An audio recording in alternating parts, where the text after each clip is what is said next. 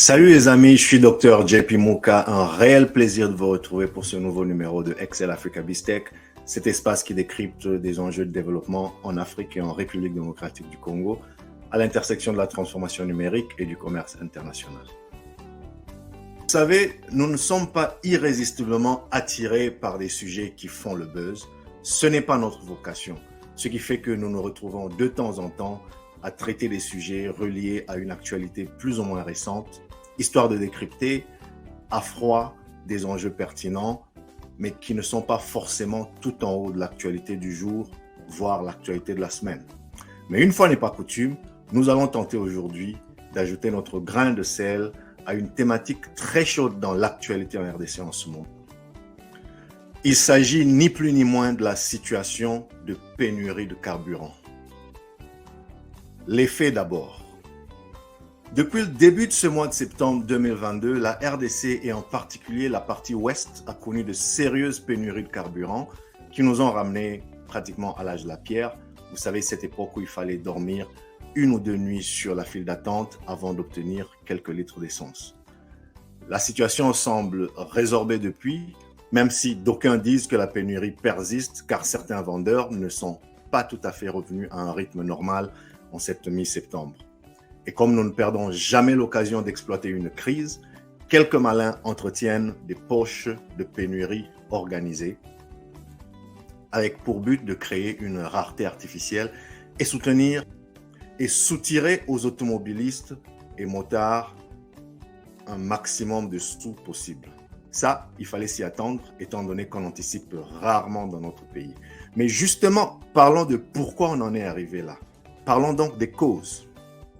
Alors, si comme moi vous avez suivi l'actualité, si comme moi vous avez lu, écouté ce qui se dit sur les réseaux sociaux, si comme moi vous n'avez pas loupé différents commentaires sur le sujet, et ils sont très riches, divers, variés, ils vont en gros du sabotage. Oui, il y en a qui sont convaincus que la coïncidence entre cette pénurie et la rentrée scolaire n'a rien d'innocent. Puis, il y a le transfert de blâme, car en effet, il paraît que c'est la faute de l'Angola, car elle nous aurait laissé tomber au dernier moment dans la chaîne d'approvisionnement. Puis, il y en a qui n'y vont pas par quatre chemins, en accusant directement le ministre des hydrocarbures d'incompétence. L'intéressé a affirmé en effet dans une vidéo avoir fait une formation éclair en hydrocarbures en 2 semaines lors de sa prise de fonction. Ce qui, vous conviendrez avec moi, n'est pas de nature à générer une confiance débordante. Mais qu'à cela ne tienne, chacun peut se faire sa propre opinion. Les faits sont là, disponibles à tous sur la toile, et nous n'allons pas ici épiloguer dessus. Je pense qu'on trouvera toujours l'exemple d'un bon ministre de la Santé qui n'était pas médecin de métier, ou ministre de la Défense qui n'a pas fait une carrière militaire. Bref, tout ça pour dire qu'un ministre, ça s'entoure de conseillers. Et plus ces conseillers sont compétents, c'est-à-dire mieux le ministre s'entoure, moins on aura besoin de passer les compétences du ministre au microscope. Quant à la formation de 2 semaines, moi je la mettrai plutôt pour l'instant dans la rubrique « Un ministre ne devrait pas dire ça ». Une autre cause fondamentale, mais un peu moins commentée avant ce scandale de pénurie, c'est la subvention du prix du carburant. Oui, vous le savez peut-être, le prix du carburant en RDC est fortement subventionné par l'État. En gros, le prix que vous payez à la pompe est bien en dessous du prix réel. Concrètement, jusqu'à cette crise, le prix du litre de carburant tournait autour de 2500 francs congolais, soit à peu près 1,25 $, alors que le prix à la pompe aurait dû être bien plus élevé, pratiquement le double, si l'État ne prenait pas en charge la différence. Super, non? Qui n'aimerait pas qu'un État s'occupe de ses citoyens à ce point? D'ailleurs, il y a une logique très rationnelle derrière tout ça. Lorsque l'on considère que maîtriser le prix du carburant se traduit mécaniquement par la maîtrise des prix de beaucoup d'autres biens de première nécessité, car comme vous le savez, si le carburant coûte plus cher, les transports des personnes et des marchandises coûtera plus cher. Et ces prix élevés de transport vont se répercuter sur le prix au marché et au supermarché, ce qui va amoindrir le pouvoir d'achat de la population, et la population ne le verra certainement pas d'un bon œil.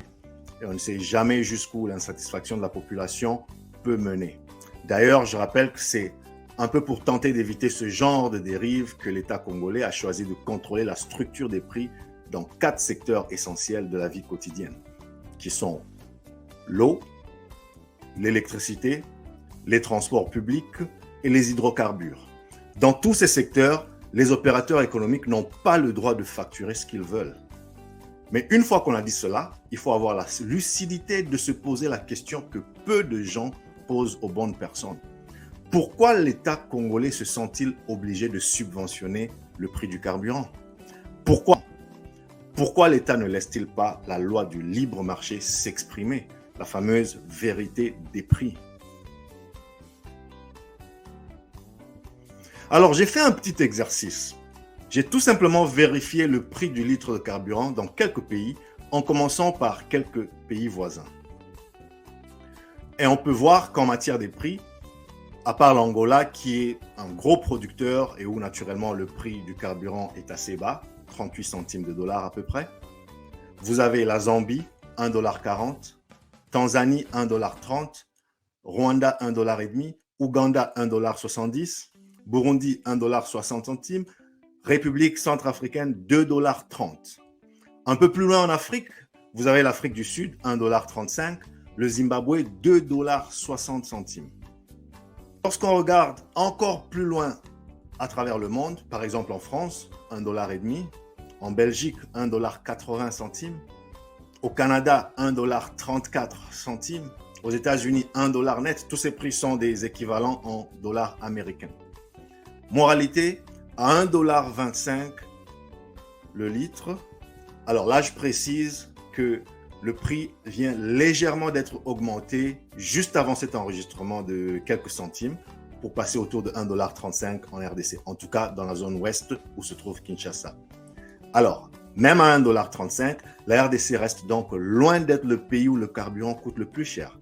En fait, la RDC est même un des pays où le carburant coûte le moins cher, hormis évidemment les gros producteurs de pétrole, Angola, Nigeria, Venezuela, les pays du Golfe, etc. Alors, pourquoi les Congolais trouveraient-ils totalement inacceptable de payer à la pompe un prix qui se rapproche du vrai prix sur le marché? À moins que le problème soit peut-être ailleurs. Eh bien, ailleurs, c'est tout simplement le pouvoir d'achat, je pense. Donc, pour résumer, si l'État se sent obligé de venir au secours des Congolais, c'est tout simplement pour essayer, un tant soit peu, de pallier à la faiblesse du pouvoir d'achat de la population. Mais cette générosité, les amis, elle a un coût. C'est le fameux manque à gagner des opérateurs économiques, obligés de vendre leur carburant à perte. Selon certaines estimations, ce manque à gagner s'élèverait autour de 400 millions de dollars aujourd'hui. C'est-à-dire que pour éviter de frustrer la population, l'État oblige les opérateurs économiques à vendre le carburant à perte et en retour promet de payer la différence en lieu et place de la population. Mais le couac, c'est qu'à en croire les opérateurs économiques, l'État n'a pas honoré sa dette. Et à un moment, les opérateurs économiques sont obligés de dire trop, c'est trop. Nous n'allons pas nous approvisionner en carburant dans les quantités habituelles. Nous n'allons pas commander de nouvelles cargaisons pour éviter de nous appauvrir davantage, car à chaque commande, nous payons les fournisseurs étrangers, mais notre État ne nous paye pas convenablement en retour, tel que convenu. En passant, le ministre des Finances a donné une très belle interview sur Top Congo en cette mi-septembre. Je vous la recommande. Je vous promets, vous y apprendrez des choses, comme souvent d'ailleurs lorsque ce brillant monsieur s'exprime. En gros, il tente d'arguer que ce n'est pas exact de dire que le gouvernement congolais ne paye pas ses dettes. Il s'agit plutôt d'un retard suite au mécanisme de certification de ces dettes qui parfois alourdit la machine.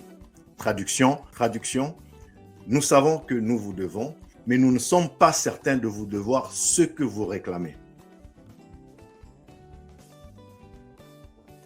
Très bien.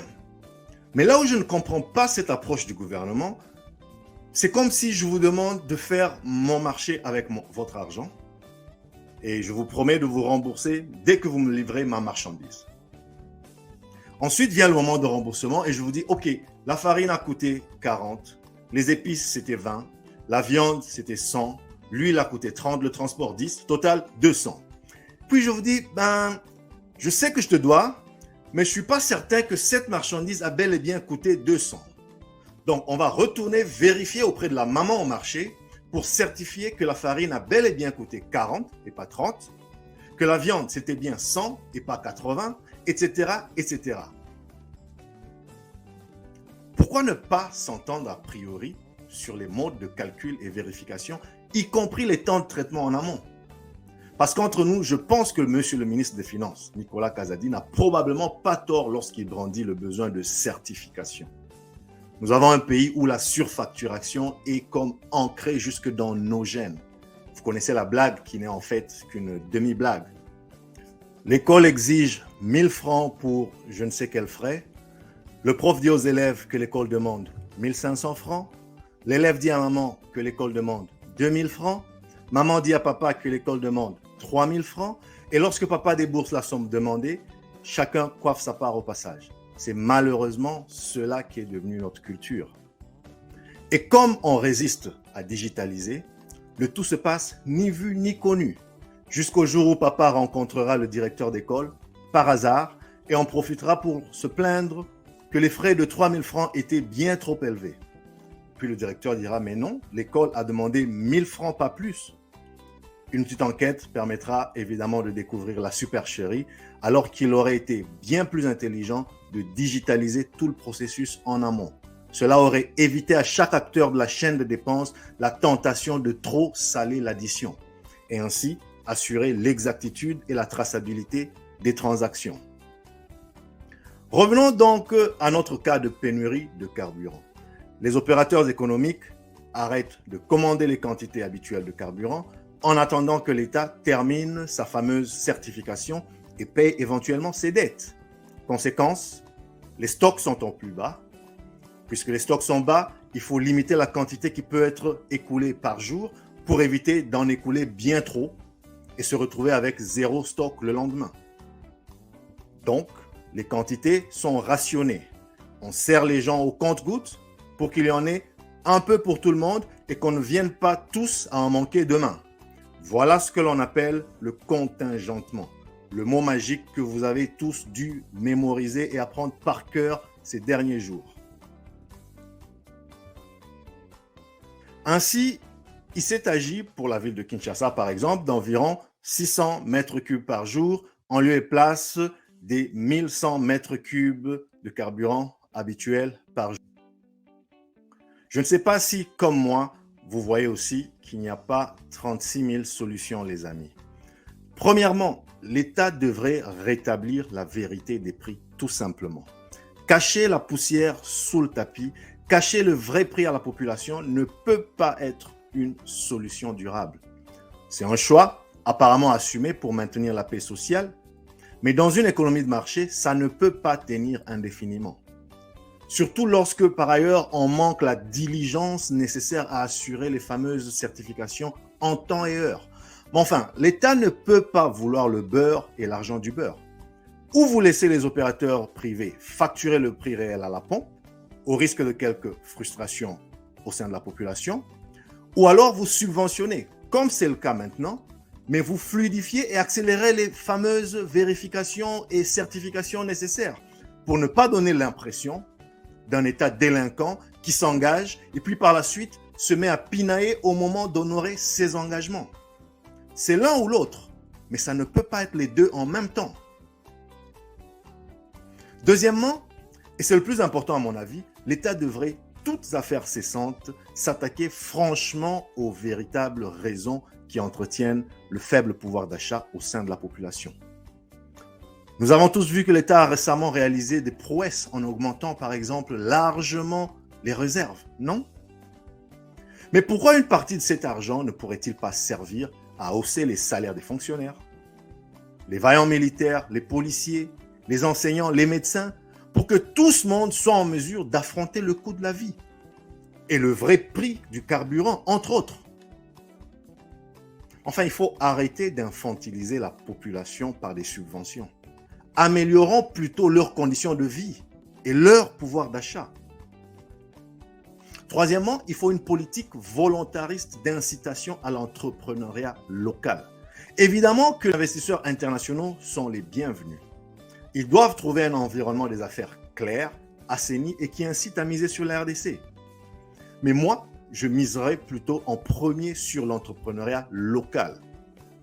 Car il n'y a pas œuvre plus sociale que cela. À quoi bon de se féliciter d'avoir accru les réserves et d'avoir multiplié la collecte de ce qui est dû à l'État, notamment à travers les recettes des régies financières, si une partie de cet argent n'est pas immédiatement réinvestie? Attention, je n'ai pas dit donner, ni offert par pitié. J'ai dit réinvesti. Réinvesti dans le financement à des taux concessionnels, c'est-à-dire des taux avantageux, des prêts, des garanties souveraines, en faveur de toutes petites entreprises. Ces hommes et ces femmes qui, chacun emploie 3, 5, 10 personnes. Et ainsi contribuent à résorber le chômage, l'oisiveté des jeunes, la criminalité. Au lieu d'abandonner ces braves entrepreneurs sous les fourches codines des banques commerciales opérant dans notre pays, dont nous savons par ailleurs qu'elles ne sont pas congolaises pour la plupart.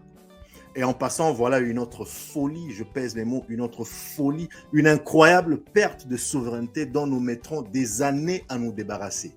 Nous en reparlerons ici, nous en avons déjà un peu parlé, mais nous y reviendrons très certainement ici, cette affaire des banques qui sont toutes étrangères. Bref, l'État devrait miser sur le tissu des PME, au lieu de laisser ces petits commerçants se faire déplumer sans pitié, par des taux usuriers, à la limite du terrorisme financier que pratiquent nos banques commerciales. Voilà, dis-moi ce que tu en penses, commente, partage, abonne-toi, mets un like sur la vidéo, ça nous donne le moral et ensemble, essayons d'éclairer les masses, les informer du progrès, les outiller pour la concurrence. À bientôt pour d'autres vidéos, pour d'autres discussions et d'ici là, prenez soin de vous et de vôtres. Chap chap.